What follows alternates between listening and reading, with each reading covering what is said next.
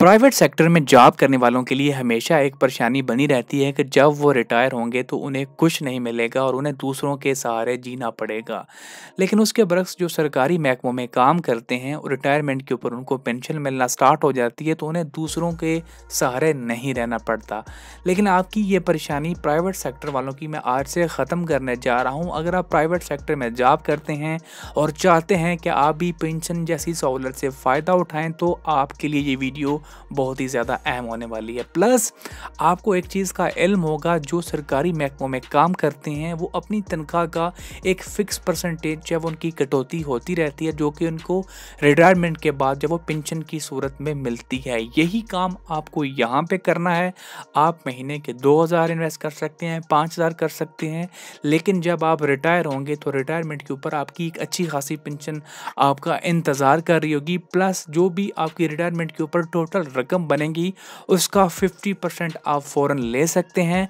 बाकी जो 50% आपकी रकम होगी वो उसको री इन्वेस्ट कर दिया जाएगा, जिसे आप उससे जो मुनाफा मिलेगा वो आप पेंशन की सूरत में माहाना की बुनियाद पे वहाँ से हासिल करते जाएंगे। प्लस इस वीडियो के अंदर हम 3 बेहतरीन जो म्यूचुअल फंड्स हैं, जिनमें मिज़ान का तहफ़्फ़ुज़ पेंशन फ़ंड, NPP का नफ़ा इस्लामिक पेंशन फ़ंड और HBL का इस्लामिक पेंशन फ़ंड, इन तीनों को आपस में कंपेयर करेंगे कि इन तीनों में से कौन सा फंड आप लोगों के लिए बेहतरीन है, जिनको आप बाद में चूज़ करके लॉन्ग टर्म के लिए अपनी इन्वेस्टमेंट कर सकते हैं। फंड टाइप की बात करें तो तीनों फंड्स ओपन एंड है, यानी आप जब चाहे यहाँ पे इन्वेस्ट कर सकते हैं, जब चाहे आप यहाँ से निकल सकते हैं। कैटेगरी की बात करें तो यहाँ पे मल्टीपल ऑप्शन है, जिसमें आप डायरेक्टली स्टॉक मार्केट यानी कि वीडियो को स्टार्ट करते हैं। डेबिट है जिसके अंदर आप लोग चैनल पर इन्वेस्टमेंट है उसके बाद सब्सक्राइब करना मत भूलिएगा। अगर आपको वीडियो अच्छी लगे तो लाइक और हाई रिस्क लेंगे तो आपको ज़्यादा मुनाफा होगा, लो रिस्क लेंगे तो कम मुनाफा होगा।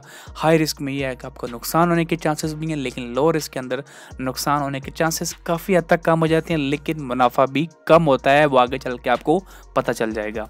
बात करें लॉन्च डेट की तो मिज़ान तहफ़्फ़ुज़ पेंशन फंड 2007 को लॉन्च हुआ, HBL इस्लामिक 2011 को और NBP का 2013 को लॉन्च हुआ था। मिनिमम इन्वेस्टमेंट मिज़ान तहफ़्फ़ुज़ के अंदर 1000 रुपये है, HBL इस्लामिक और NBP इस्लामिक के अंदर मिनिमम 5000 से आप शुरुआत कर सकते हैं।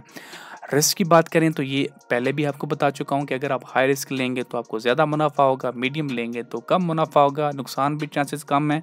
तो ये आपके ऊपर डिपेंड है, आगे चल के आपको पता चल जाएगा। प्लस रेटिंग की बात करें तो तीनों की AM1 रेटिंग है, जो कि एक अच्छी रेटिंग कंसीडर की जाती है। प्रॉफिट जो पे आउट है वो भी डिपेंड करता है, क्योंकि ये एक रिटायरमेंट प्लान है तो ये लंबे अरसे के लिए चलता है। लिस्टिंग की बात करें तो तीनों फंड्स पाकिस्तान स्टॉक एक्सचेंज के अंदर लिस्टेड हैं। एलिजिबिलिटी की बात करें तो अगर आपके पास पाकिस्तानी CNIC है तो आप इसके लिए अहल हैं, आप इसमें पार्टिसिपेट कर सकते हैं। लॉक इन पीरियड कोई नहीं है, अब जब चाहें यहाँ पे इन्वेस्ट करें, जब चाहें आप यहाँ से निकल जाएं, टाइम की कोई भी यहाँ पे कैद नहीं है। प्रॉफिट की बात करें 2024 की, ये 1 साल का प्रॉफिट मैं बता रहा हूँ। मिज़ान तहफ़्फ़ुज़ का 77% था, HBL इस्लामिक का 74%, NBP इस्लामिक का 90%, मतलब 1 लाख के ऊपर आपको 90,000 का मुनाफा साल के ऊपर। तो ये आप देख सकते हैं कितना ज़्यादा मुनाफा हुआ है। यहाँ पे मनी मार्केट की बात करें तो ये मिज़ान तहफ़्फ़ुज़ के अंदर 22% था, HBL इस्लामिक के अंदर 16%, NBP इस्लामिक के अंदर 21% है। और अगर हम बात करें डेबिट के अंदर जिन लोगों ने इन्वेस्ट किया था यानी लो रिस्क के अंदर, तो यहाँ पे मिज़ान के अंदर 20%, HBL के अंदर 18% और NBP के अंदर 21% का मुनाफा हुआ था।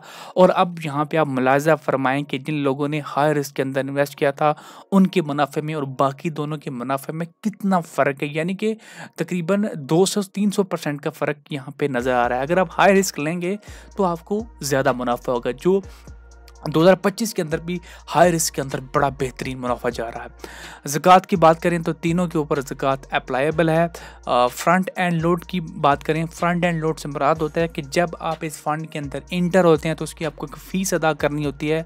तो ये डिपेंड करती है कि आप हाई रिस्क के अंदर जा रहे हैं, मीडियम के जा रहे हैं या फिर लो रिस्क के अंदर जा रहे हैं। तो यहाँ पे इनकी जो फ़ीस है तकरीबन 3% है, जो कि 1 लाख पे 3000 पे बनती है।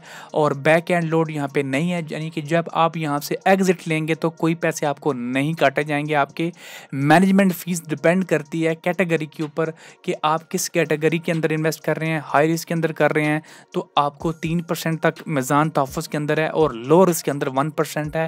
इसी तरह HBL इस्लामिक के अंदर जो है वो जो लो रिस्क का 0.75 से स्टार्ट होता है और हाई 1.0% पे जाता है। NBP इस्लामिक जो है वो 0.74 से स्टार्ट होता है और हाई जो रिस्क के अंदर 1.5% की सालाना की फीस आपकी काटी जाती है। विदआउटिंग टैक्स जो है वो फाइलर के लिए कोई नहीं है और नॉन फाइलर के लिए 15% का टैक्स है। 10 से 15% के दरमियान ये टैक्स आता है, ये चेंज होती रहती हैं वैल्यूज़।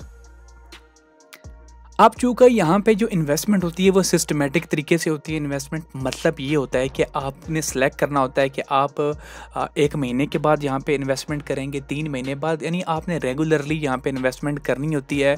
चाहे आपकी जॉब स्टेबल है, चेंज होती रहती है, उससे उनको सरोकार कुछ भी नहीं है। मतलब आपने टाइम सेलेक्ट कर लेना है। ये टाइम आपको फ्री हैंड देते हैं कि आप महीने बाद करेंगे, 3 माह बाद करेंगे, 6 माह बाद करेंगे।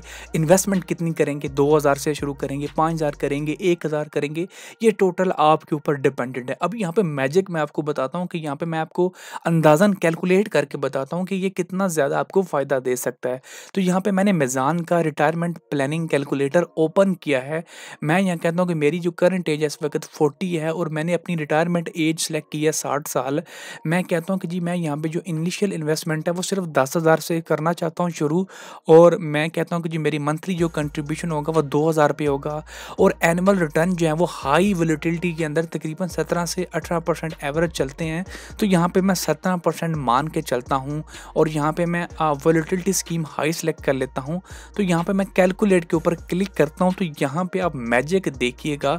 तो इस हिसाब से आपकी जो कंट्रीब्यूशन बनती है वो ये बनती है, लेकिन रिटायरमेंट के बाद आपकी जो वैल्यू है उसकी वो डबल बन जाती है, तकरीबन 66 लाख के आसपास ये बन जाती है। बाकी यहाँ पे मंथली वाइज यहाँ पे बताया गया है कि आपका कंट्रीब्यूशन कितना है, एनुअल कंट्रीब्यूशन कितना है, आपके कंट्रीब्यूशन कितना है, प्रॉफिट कितना बनेगा पहले साल, उसके बाद आपकी क्लोजिंग वैल्यू कितनी होगी। तो ये सारी चीज़ें आप यहाँ पे तफसील से देख सकते हैं। प्लस यहाँ पे हर म्यूचुअल फ़ंड की एक रिपोर्ट होती है जिसके अंदर म्यूचुअल फ़ंड के हवाले से डिटेल में बात की गई होती है और यहाँ पे इसके पिछले कई सालों के यहाँ पे रिटर्न्स भी बताए गए होते हैं। तो हर म्यूचुअल फ़ंड के ऊपर मेरी एक सेपरेट डिटेल वीडियो मौजूद है, आपको लिंक डिस्क्रिप्शन में मिल जाएगा। आप इसमें से जिस भी फ़ंड के अंदर इन्वेस्टमेंट करने का इरादा रखते हैं आप उस वीडियो को देखें। वहाँ पे आपको ये भी बताया गया है कि आप उस फंड में इन्वेस्टमेंट किस तरह से कर सकते हैं। अगर आपका फिर भी कोई सवाल है तो नीचे आप कमेंट सेक्शन में पूछ सकते हैं। वीडियो अच्छी लगी तो लाइक और शेयर करना मत भूलिएगा। बहुत शुक्रिया।